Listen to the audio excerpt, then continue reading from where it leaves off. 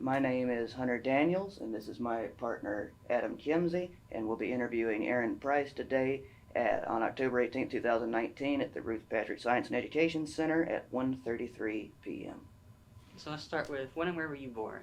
In Aiken, actually, yeah, in 1991. Yeah, I was born in May 31st, 1991. Aiken, didn't really move out too much, kind of stayed here until, obviously, joining the Air Force and everything like that. But yeah, from here. So did you grow up in Aiken? I did, yep. What was Aiken like when you were growing up? It's kind of like what it is now. I mean, it's quiet. It's Aiken, you know what I mean? Yeah. It's not a place for the young, I would say. But yeah, I mean, it is what it is. It's pretty much the same. Stay pretty static. Right. Yeah. So can you tell us a little about your family? Sure. Yeah. I mean, just a kind of a smaller family, close. We stay out in, was it like Montmorency? I don't know. I'm sure if y'all know where that is. On a family farm. It's nothing too big. Like we don't have animals or anything like that. It's just family land, and so we have a bunch of family kind of surrounding that local area. It's nice. It's quiet. You know. But other than that, we're pretty tight knit, but it's kind of a smaller group. So. Did you go to college or work or anything like that after you graduated high school, or? No. Went right to the Air Force. I waited probably about 6-7 months, and then went to the Air Force after that. So no college before now, obviously. So. How old were you when you enlisted in the Air Force? I was 19. Turned 20 in tech school. So yeah. And why did you decide to enlist in the Air Force in the first place? College is expensive, man. You know. No, it's something that my family. I don't say that it's something we do, but a lot of members of my family, my older brother, father, grandfather, stuff like that. Used to be grandfather and great grandfather. Have been in the military or somehow involved in military service or something like that. So I figured. On one hand there is college, on one hand there is the military, so why not make the best of both worlds, kind of. So how did your family and friends react? Did you join Air Force? Was it positive, negative, neither? It was weird. So my brother is a Navy cat, and he they kind of expected, like that's kind of his personality. He had I would say had more of an adept personality to kind of pursue military affairs or being in the military. I was the guy with lip rings and earrings, and I had hair down to my waist, so it was a shock for them and me, especially when I got it cut. I was trainee Rapunzel in basic because of the hair and everything. But yeah, no, it was definitely an experience starting out, but you get molded by it, and you eventually, you adapt or you don't.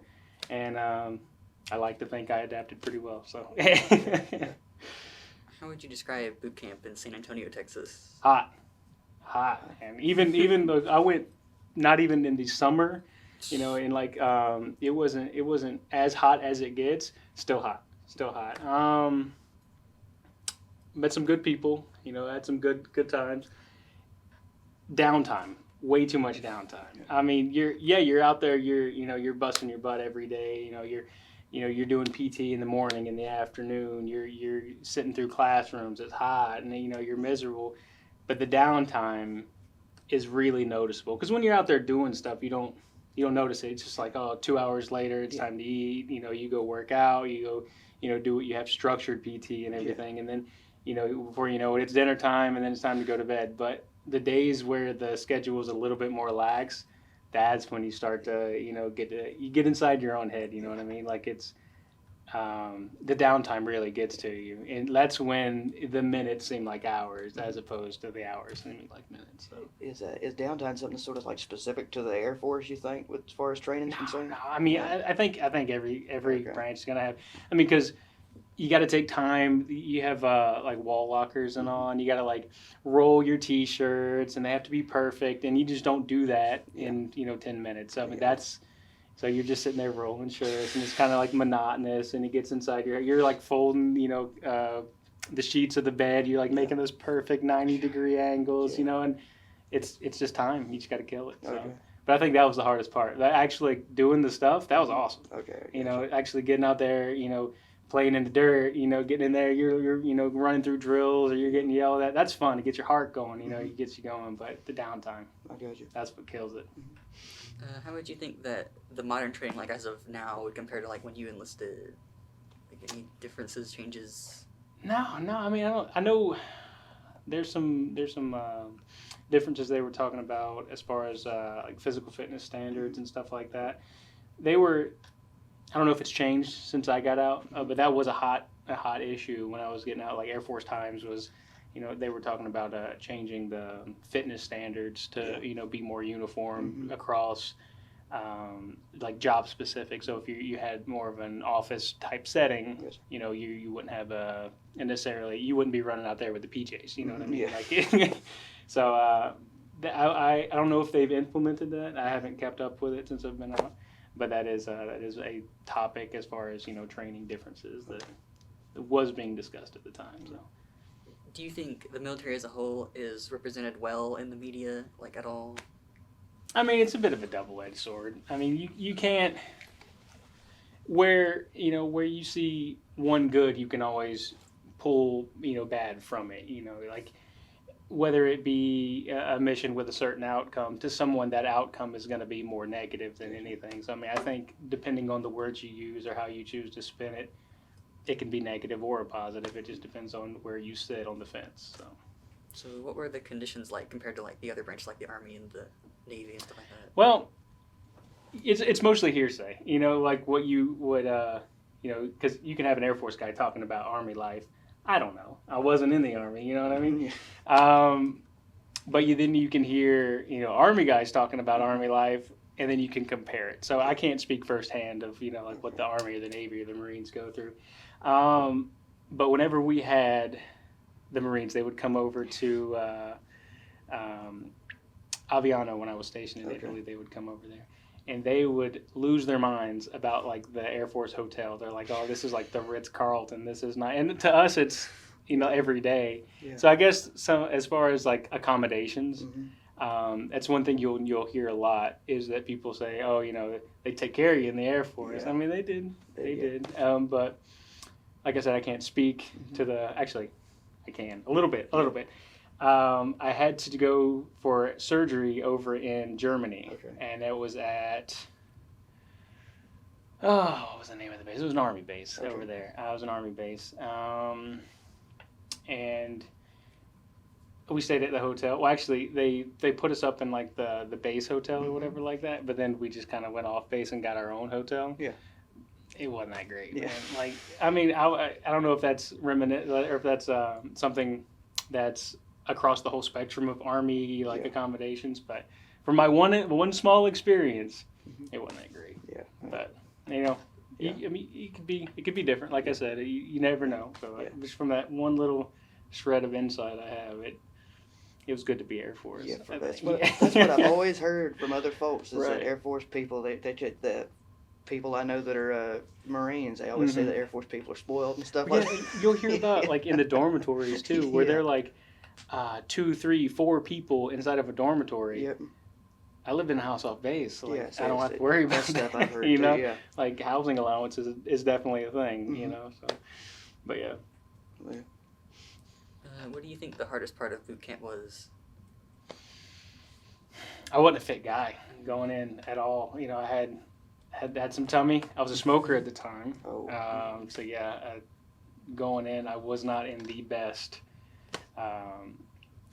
Going in, but you know, coming out, you know, that's when I started to get into fitness. I started to get into, you know, like taking care of myself and stuff like that. And but yeah, going in, I would say the physical aspect was most daunting. Now it's probably one of my more comfortable areas. The Air Force is big on academics, you know, and that really wasn't my strong point. But, you know, at the time, I think those would have been reversed, you know, going in. I'm like, just don't make me run, man. Just, you know, like, I'll take a test. That's fine. But now it's just like, no. 1 mile, 2 miles. Yeah. Okay, fine. Just don't let me take that test. I don't want to do it. Yeah. So, yeah, I feel like it's a bit switched from when I went in. So. Do you have any stories from boot camp or anything like that? Stories? No. I mean, not terribly. Well, none that I don't think any would be appropriate. Yeah, So yeah. Well, it was a good time. We had fun. All You know, right. you had fun. That's But fair. yeah. I mean, anytime the eyes aren't on you, and you know, you're always being looked at. You're always being yelled at. You know, but anytime you can get away with doing something stupid, you'll do something stupid. Yeah. But to that extent, it was an experience. It was a fun time. So. There you go. Do you think boot camp changed you? Like as a person. Yeah, like as a person. Yeah, Absolutely.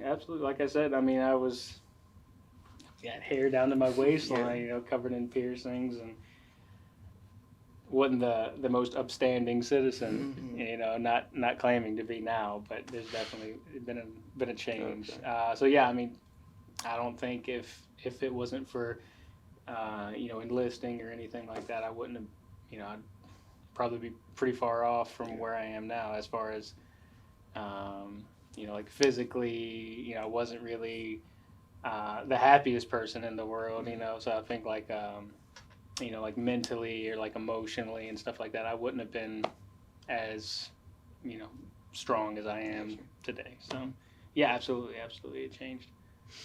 Where did you go from boot camp? Like directly after? Yeah, like right so after boot camp, you do tech school, and it's like your job specific training. And so in tech school, they'll ship you off to, you know, respective bases that do that training. I was lucky enough to remain in San Antonio. Yay. Because that's where the security forces, the Air Force's military police, that's where we did all of our training. So it was 8.5 weeks basic, and then 12 or 13 weeks, I can't remember, of tech school. So beautiful San Antonio. Yeah. And then after that, my first duty station was in Misawa, up northern Japan. For 2 years. I had 2 years up there. Loved it. So I extended for another 12 months, so 3 years total. Tried to extend again, shot me down. You know, I was a young guy. They said, hey, you know, you need to get out there. You can't, we call it epcotting, when you stay at one base through your whole career. I'm not sure if it's a unanimous term, like for all the services, but but they're like, yeah, you're a young guy. You need to get out of here. Like, Japan's awesome. You need to go. You need to go figure. So my next assignment after that, for the 3 years, was in Aviano, which is over in Italy. And I did 3 years over there originally. Well, no, excuse me, 4 years originally, and then I extended by 6 months up until my retirement, so my medical retirement. So up until then. So when you were in Misawa, Japan, the 35th Security Forces, what kind of activities did you and your unit do? Like as far as outside of work? No, like what was work like? Oh, I man, should say. All right. Tell us about work. It was all right. It was a PL3 base, so what we call the like protection level. So they'll go up on scales depending on resources and, you know, stuff like that. But so PL3 as a cop is the sweet spot. Okay. You know, you have a decent amount of work. Yeah. But nothing's like super high tempo and crazy. Okay. You know, you don't have the president flying in. You know, it's not ridiculous. So it's nice. You get in, like you have a routine. You know, you go and you'll get certifications for like patrolman and stuff like that, where you can actually like drive the squad car around, issue citations, stuff like that. And so once you get through the actual training, and once you get through like the test that you have to take to receive those certifications, it was smooth sailing. Like, I mean, I'd get up in the morning, you know, you have a nice breakfast, go to work. You know, you already know which squad car is mine for the day, who I'm relieving for the day, because it was this motion everybody went through. So it was a pretty small squadron, you know. So you like, oh, I know, you know, I'm going to be seeing so and so at this time for changeover, and then you just like every day we would have set things that we would have to do. So they would say, okay, at this time I need you at this intersection for this amount of time. And you're going to be looking for, you know, like people who don't stop at stop signs. Look for, you know, just traffic violations. You know, if you're not wearing your seatbelt, stuff like that. But I mean, it was, as far as the job was concerned, it was It was cake, man. Yeah. Like, yeah, I mean, it wasn't bad at all. Like, Okay. you get good friends. You know, you get like whoever's sitting next to you. Yeah. I mean, you're in a car for 12 hours. So, I mean, you're gonna get to know them. So Yeah. you get to make this connection, this bond, and it's like going to work with your best buddy every day.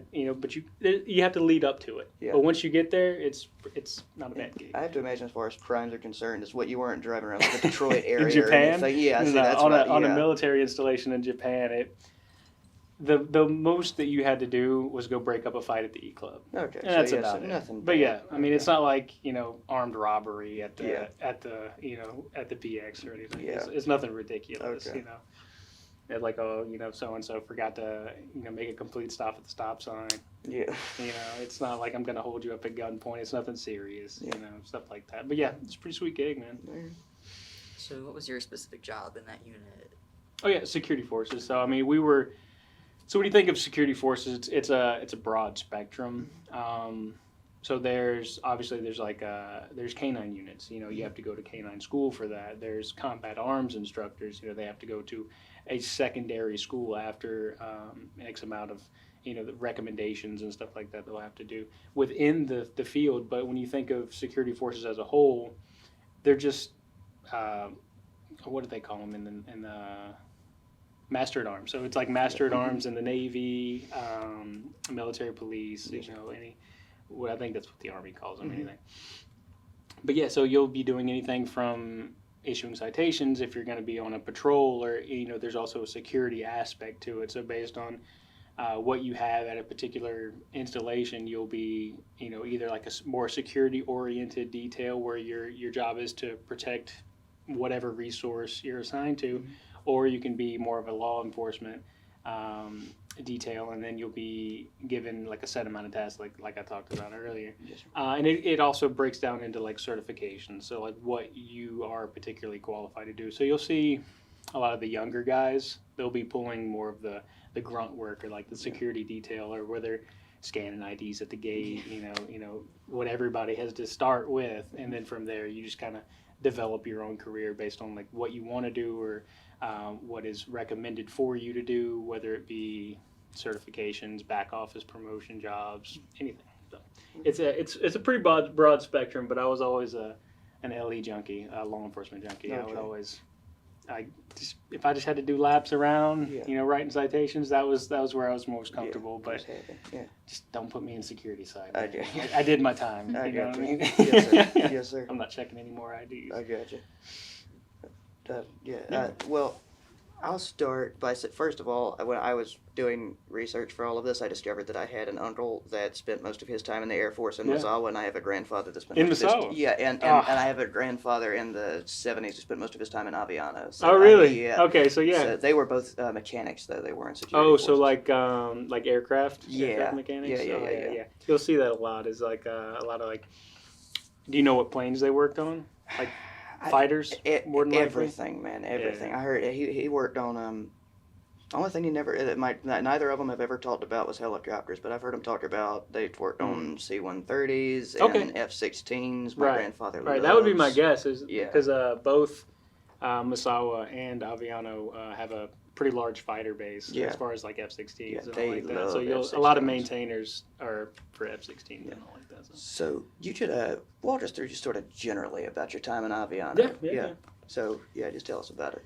Okay, so I got there. It was 2015. Okay. Right. It was July 7th, 2015. Mhm. Boots on ground. As soon as I touched it, immediately different. Okay. Because I was living in close to the mountains, northern Japan. It was hot, man. It was hot.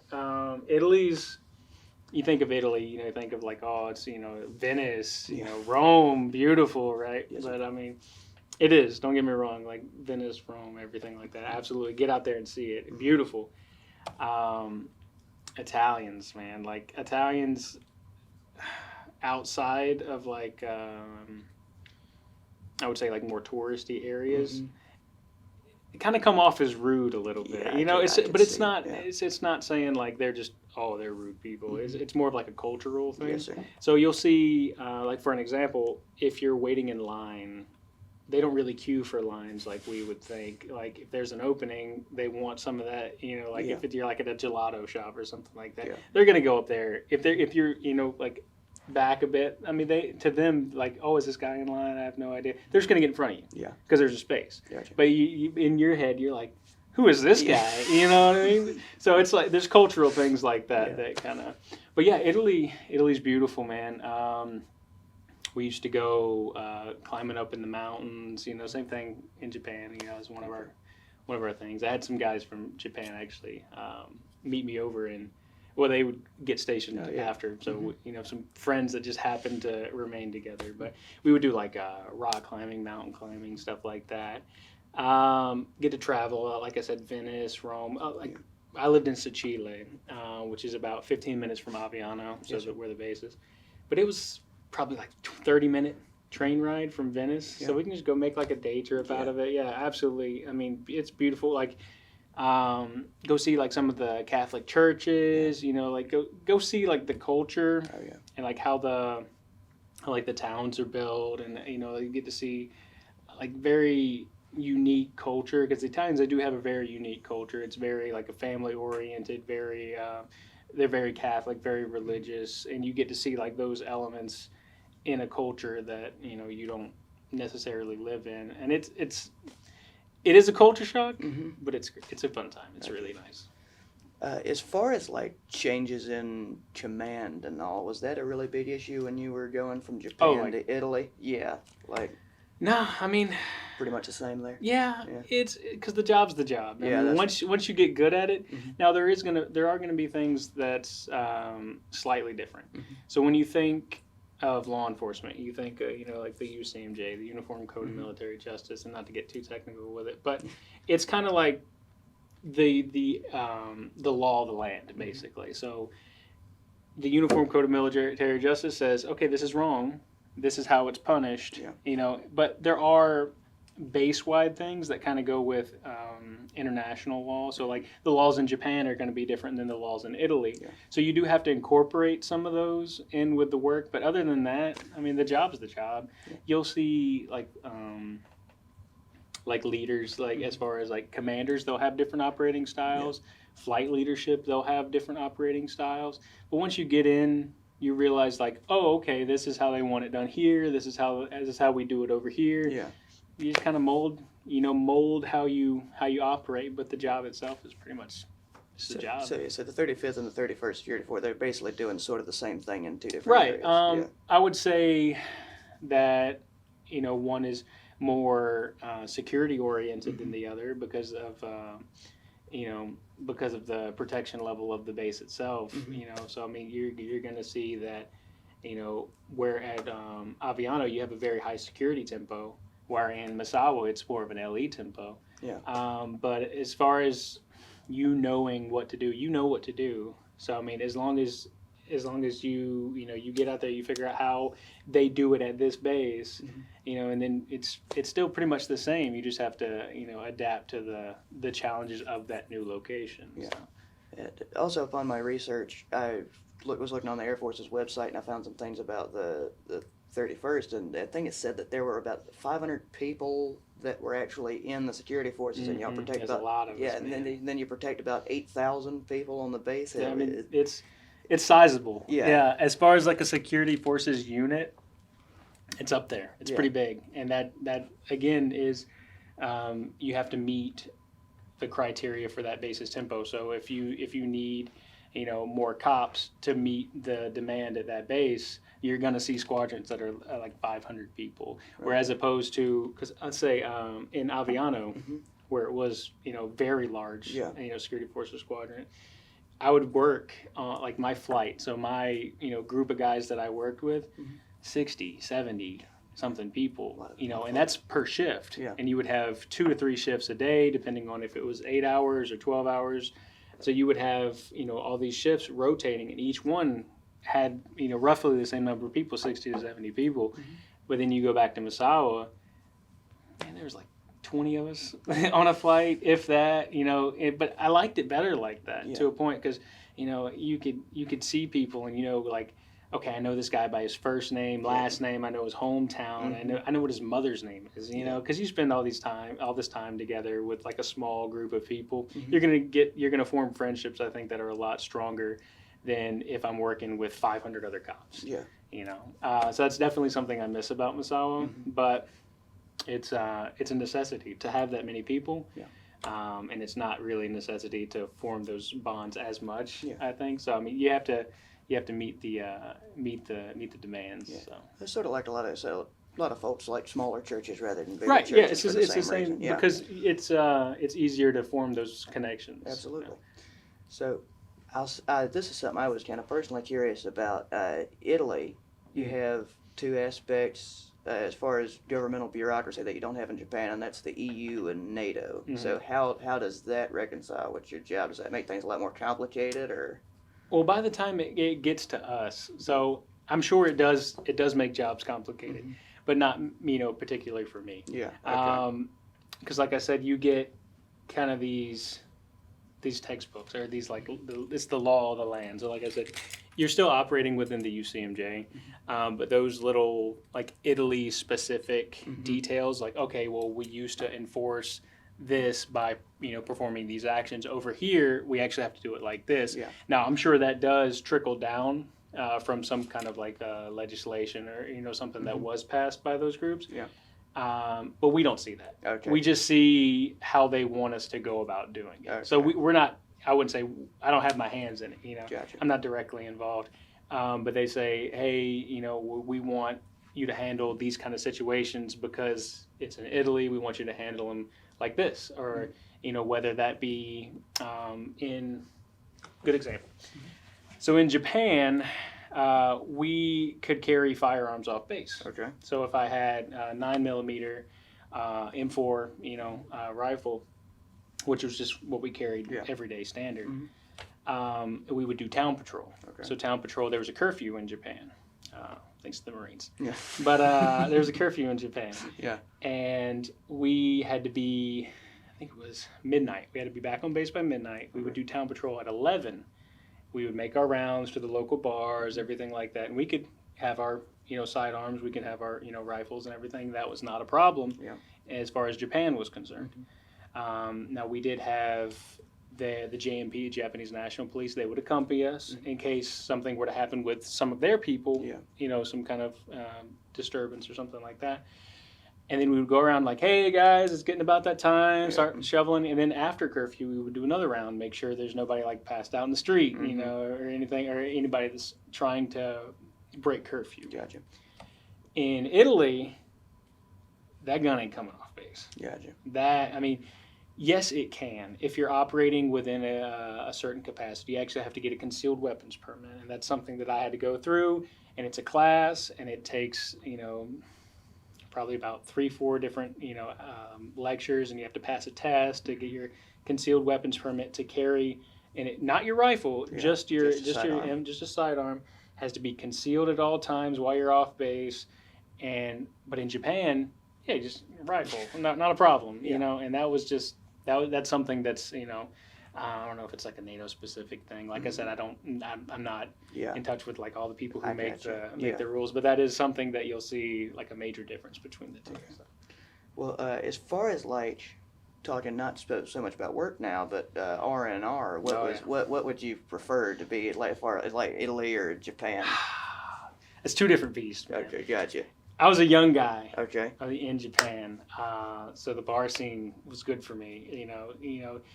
Because like I said, I turned 20 in tech school. Drinking age in Japan, 20. Yeah. Beautiful, right?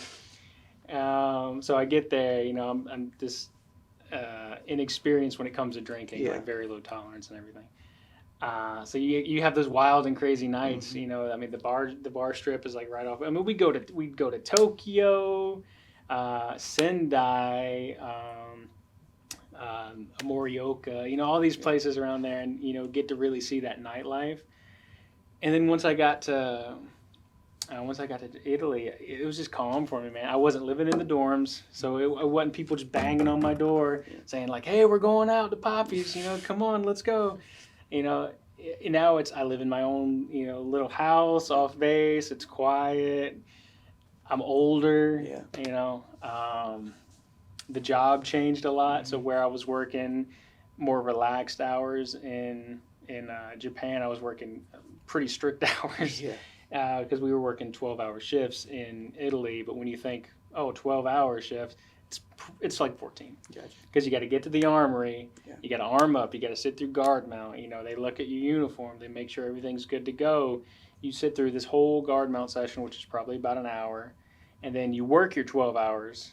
So it's already an hour. Yeah. Work 12 hours, and then you come back. You got to de-arm. You got to, okay, this is what time we're doing this tomorrow. Yeah. You know. So all in all, it's probably about 14 hours. Okay. When in Japan, we work these ships called Panamas, and Panama's beautiful, Okay. absolute. It's the dream to work Panama 8s, so 8-hour Panama shift. So a Panama shift is you work 3 days, you get 2 days off, you work 2 more days, you get 2 more days off, Jesus. Yeah. then you work 2 days and get 3 days off, and then the cycle repeats. So it's 3-2, 2-2, 2-3. And if you chart it on a map, or not a map, excuse me, a calendar, you get more time off than you actually work. So that's the dream. That's not the case with 12-hour shifts. And we were working 6 and 3s at one point over in Italy. So very high tempo, very demanding. So you don't have time to go out. You don't have time. You don't have time to, get the group together and go down to. Like Sachile or wherever y'all want to do y'all's, Friday night rituals. Yeah. We called it choir practice. Okay. So wherever y'all wanted to get together for choir practice, Yeah. and that's. But yeah, I think it was because of the people. Like I said, I was a lot closer with the small community that I had in Japan. So it was a mixture between having. Still great group of friends. Absolutely. Some of the best people I've ever met. Yeah. But I don't think we were as close As some people I've met in Japan. And that's just the nature of the beast when you're working with 70-something people. But I think it is a difference between the people, location, and just whether you got the time. But yeah, in Japan, I was kind of a party animal. And that did kind of show its head at work from time to time. Not as far as me getting in trouble for stuff that younger me has done, but I was more straight laced, I think, in Italy. But Japan was fun. Yeah. It was a good time. Yeah. Well, not meaning to transition from like a happy thing to a little bit more of a serious thing, but I would like to tell us about when and why you left the Air Force. Yeah. So my original enlistment was for 6 years. Pretty standard. Yes, sir. Standard enlistment. I didn't know if I wanted to get out. I didn't know if I wanted to stay. They said, because I extended by 12 months in Japan. Now, because I extended in 12 months, I did not have the retainability to get a new assignment. So in order to get my orders to Italy, I also had to extend my contract because you need a certain amount of time before you can accept orders. So let's say it was a short tour, which is 2 years. Okay. But you did not have 2 years on your enlistment to receive those orders. They would push you out so that let's say you had a year and 8 months. They would push that year and 8 months out to 2 years so that you can meet the requirements to receive those sets of orders. And that's what happened to me. I didn't have enough to receive 4 years in Italy, so I extended by a little bit, because I wasn't sure if I wanted to stay in or if I wanted to kind of, just use my benefits, go to school and things like that. And I was having a great time. And I was towards the end, so it was about my 7th year all in all. Went to the doctor, got diagnosed with Crohn's disease, which is a kind of a, I don't really know how to say it. It's an inflammatory issue. You say autoimmune disease. Right, right. It's autoimmune disease. It's similar to like someone who has like irritable bowels or something like that. I mean, there's definitely medication out there that takes care of it. But the Air Force, and I'm not sure if it's the same, if it's like a disqualifying factor for all services. But the Air Force, based on severity, I believe. They choose whether or not to retain you, and the Air Force chose not to retain me. So it's unfortunate, but I was weighing the option of getting out, and kind of getting the ball rolling on school, because the longer I stay in, it's going to be harder for me to go. So, I mean, I'm 28, and everybody here's, 18, 19. So it's a little, it's its own culture shock, I'd say. But so the Air Force decided for the most of us that it was better if we parted ways. And I mean, it is what it is. I had a great time. I loved every minute of it. Well, mostly. Mostly. Yeah. But yeah, no, I think I got a lot from it. And I think it's probably a good decision because, instead of dragging my feet, I mean, now I'm back home. I got family. Okay. I'm doing school, doing well for now. We'll see. Yeah, I got you. But yeah, get the ball rolling on school and see where that goes. So it's one chapter comes to an end, another one comes, is open. So it wasn't it wasn't like super isolating for you or anything to be out, or was it? Getting out? It was a hassle, man. Because when you think, like going to a new country, right? So going from out of basic, out of tech school, going to Japan. It's weird, right? So you don't know anybody, but you make these friends, and you kind of stick with these friends throughout. Like I said, I had some friends from Japan also get stationed with me over in Italy. So I mean, you just have like this constant connection. People know people. So as you're talking, like, oh, you just came from Misawa, do you know so and so? I'm like, oh yeah, I know. You get to form these connections, and then coming back, you leave all that.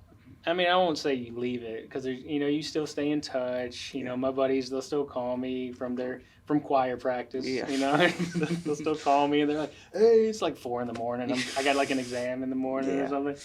But yeah, you're still close, but there's just that level of togetherness that I would say is not really there anymore. And like I said, I'm 28. Yeah. Most of these guys around here, fairly younger crowd.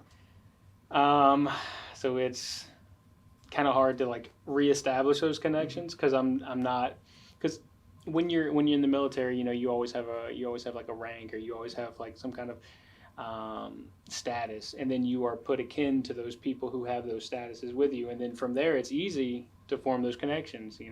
Whether it's a bunch of like airmen first class, you're usually put with each other, you usually work with each other. It's easy to form those connections. Now I'm just the old guy, it's just the old.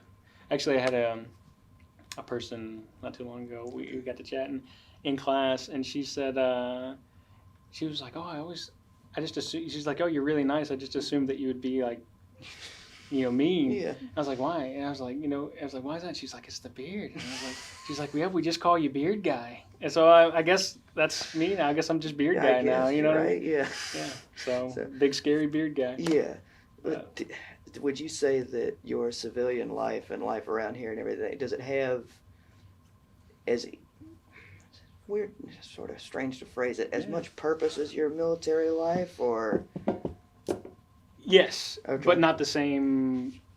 Not in the same fashion, because when you're in the military, you think bigger picture stuff. So you think, you can complain about it. People complain about the job all the time, but why are you doing this? What is, yes, this sucks for me to have to do this, or specific tasks, but what overall is this accomplishing? And it's when you break it down like that, it becomes less of a chore, and you can start to draw like pride from it. Like, yes, it might not be the most glamorous job, but it does achieve this, which grand scheme of things, and you get to start painting this big picture, and you feel this sense of accomplishment from it. Now, it's kind of flipped on its head, where there is no bigger picture. It's basically, there is to an extent, but it's not like you and your community, which Air Force community, going out and you're achieving this awesome thing. It's just you. So it's like, what potentially are you achieving? Like, so you kind of have to like pick your battles a little bit. You have to figure out what it is like personally that you want to achieve. Like, I got out, I was looking at rent, around here, ridiculous. Yeah. Like $800 for rent, ridiculous. Yeah. And so I started weighing the options of like, okay, what if I start building a house? And that's what I decided to do. Out there on the family land, like we talked about earlier, we got 55 something acres out there. Yeah. So yeah, we just sectioned off a little bit of it. Slowly but surely we're building up the house. We just slapped the roof on it. I say we, it's my father and I. Okay. We're like the most, I'm not married or anything. My father and I, we do a lot of the work on it. We'll contract work here and there on stuff that we personally can't do. I don't have the expertise to do, but yeah, we just had the roof put on it, installed almost all the windows. I think we still have to install one more. But yeah, we're coming about the point where we're pulling the wire, for the electricity. So yeah, that's kind of my mountain I'm climbing right now, on top of school. Yeah. So it's always those are the two things that I'm trying to balance right now. But yeah, it's more of a personal achievement as opposed to like an overall achievement that you achieve with other people. Yeah. So yeah. Would you say that school has been like your roughest challenge post Air Force? I graduated in 2010 from high school, and now it's 2019 and I'm coming back. So I mean, definitely jumping back in it. It's hard, but I thought it would be a lot harder, to be honest, like academically, because, like I said, when I was getting out of high school, I wasn't like super thrilled about school. I was probably, C's, D's. Sorry, Mom. Yeah. But like school wasn't a huge priority for me. I wasn't thinking along the lines of like, oh, I'm going to go to college, I'm going to get a job. I was kind of a bum, I just wasn't, school oriented. But now I think, the military, they put you in these situations where you have to succeed. You know what you have to do to succeed, and you take those steps. Whereas a younger me would have sidestepped some of those, like, oh, I don't want to do that. Yeah. I'm not gonna do that. But now I'm like, okay, this has to get done. This is how we get it done, and now let's get it done. Yeah. So it's like A to B, where a younger me would skirt around and try to like avoid as much as possible. Like, I mean, if I usually get a paper, I say usually, we'll see if this changes. But if I get a paper, I think, instead of having that sit on your mind, just go do it. Yeah. Like, what are you doing? Just go do it, That's what it is. But yeah, like a younger me, if the paper was due on the 25th, the 24th was when that paper was getting written, literally last minute, and it was garbage. It was just hot garbage, and I was typing up. But now I think, and I think it's because I'm not in the Air Force anymore. I don't really have that that community or that larger sense of achievement. Yeah. So I'm trying to maybe somehow make this my achievement, make this my new purpose, or like my new goal for right now. I got my eyes set on it. So this is all subject to change, by the way. We'll see. Yeah, gotcha. We'll see. So, and you said this was the only school that you've gone to post Air Force, right? Right. Yeah. So, right. Now there were some things, academic things in the Air Force that I would do. Like once you get senior airman, and I think you've had it on for a while, you can go to Airman Leadership School, and then they'll teach you basics for having your own troops. Being a supervisor, what you need to do to not only take care of yourself but take care of people. I wouldn't say under you, but people that you are trying to raise up to your level, or people that like young airmen first class that are eventually going to put on senior airmen or something like that. So what is something that you can do for them to raise them up to your level? So it's from a leadership standpoint. So you'll go through classes like that, and it was a few months long, but it's very academic and stuff. So there's Air Force academic stuff, but as far as like college-based stuff like that, this is the first one. So, well, talking about USC Aiken specifically, why did you decide to come here? After being gone for 7 years and 2 months overseas, you just want to come home, man. Yeah. And I came back.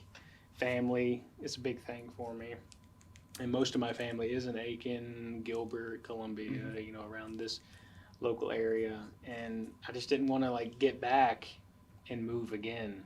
My little brother actually goes to this. Yeah, he's a junior this year. So yeah, he's actually ahead of me. So yeah, it's weird to think about, but I just have family, families all around here, families in Aiken specifically, and I just didn't want to come back and move again, And then, now, like I said, we're building a house out here and everything, so it just made sense. Yeah, it came together. Yeah, I don't know what I would have done if you denied me. So yeah. Thanks. Right. Thanks. But yeah, no, it's just the most logical thing, really. Okay. Maybe Aiken Tech or something like that, but I wasn't really looking at a technical degree or like a 2-year degree. Yeah. If I feel like if I was gonna do it after all this time, now that I have the GI Bill and everything like that, make it the most productive that I can make it. Absolutely. As far as 2-year degree, obviously a 4-year degree is going to outweigh that. So why not take the resources that I've accumulated and put them to the biggest achievement that I could then accomplish. So, what major are you, and why are you that major? Sociology right now. Okay. I say right now. Yeah. I'm not sure if that's something that I'm going to continue to pursue. But when you look at sociology, there's like a lot. Obviously, there's a lot of fields, and I've done law enforcement for 7 years. 7 years, and that's all I know. Because like I said, I don't have a college background up until this point. And before the Air Force, I was slinging sandwiches at the Atlanta Bread Company. Which isn't there anymore. Yeah, I know. It's heartbreaking. Yeah. But so yeah, as far as a professional job, law enforcement's all I know, and there are law enforcement aspects, that you can apply sociology to. So at the time when I was looking at a major, it made a lot of sense. There are a lot of things that I think I would enjoy, whether it be like a fitness program or something that they do offer. There's a lot of things that kind of pop out to me that oh yeah, I might want to give that a shot, but nothing's grabbed me yet. Okay. And it will. I'm confident, but I'm sure. At this point, I'm still kind of weighing my options. Well, do folks around here, like students and professors, do they know you're a veteran? Some we've had conversations about. Some of them even just asked me. I think the haircut gives it away. Usually it's a little more tapered than this, but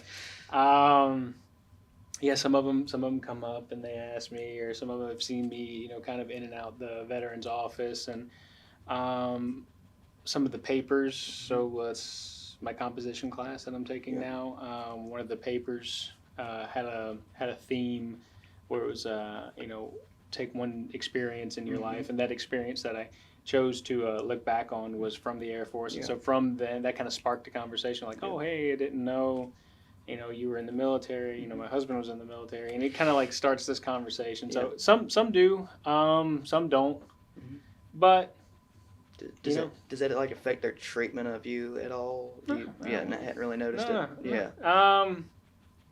I would say out of all the one-on-one conversations I've had with my professors, just pretty normal. Yeah, they seem like good people. Some more chatty than others, obviously, but my politics professor, I met her outside of the business building one day, and we probably had a nice little 10-minute chat, and they're some, like I said, more chatty than others, but as far as treatment, I don't think I've gotten anything that any other student probably wouldn't have got. It just depends on who you're talking to and how long you wish to pursue that conversation. I feel like I had a pretty good experience with some of them, and nothing special. I got you. Well, by far the most generic question I have on here is where do you see yourself in 5 years? The house is going to be done. Yeah. I hope so, right? Yeah, so do I. Rent's expensive. I don't know. I do want, like I said, to definitely finish the house. Want to finish school now, maybe not altogether. Let's say after this, I want to, pursue more more education or a separate degree or something like that. That is definitely an option, I think. But as far as like my initial degree or school as it sits right now, I definitely want to be either done or close to finishing. I don't know. Maybe employed, Okay. but I kind of in my head I'm still thinking on an academic mindset, and so it's hard to I haven't even picked a what I want to major in yet, so it's hard to really envision an overall profession or me being employed in somewhere where I would be using a degree that I don't know what I'm going to get, So I think for now school is going to be a huge focus, and we'll see if that carries over to the next 5 years. All right. Well, switching more to a retrospective tone, I'll say looking back on everything that we've talked about today, and I think I have a pretty good idea of what the answer is going to be here, would you consider your military service as a whole to be positive or negative? Positive, man. Yeah, I figured. Yeah, the people I've met. I mean, just whether it be, just people you work with or like leadership. I've met great people, not so great people, but majority of the people, I still talk to. Yeah. Like I'll see like someone will tell me a joke. I'm like, oh, so and so would love this, and I'll text it to them. Like we still we still FaceTime. From time to time, we still keep in contact a lot. Keep each other updated on everything. So I mean, these are people that I no longer have the physical means to interact with, but they're still a huge part of your life. And I feel like not a lot of people can say that about friends. Like friends that I went to high school with. Yeah. I have no idea what they're doing. Yeah. Now. I mean, because you were friends, but you were friends because it was convenient. Yeah. I don't feel that a lot of people have made those really strong bonds.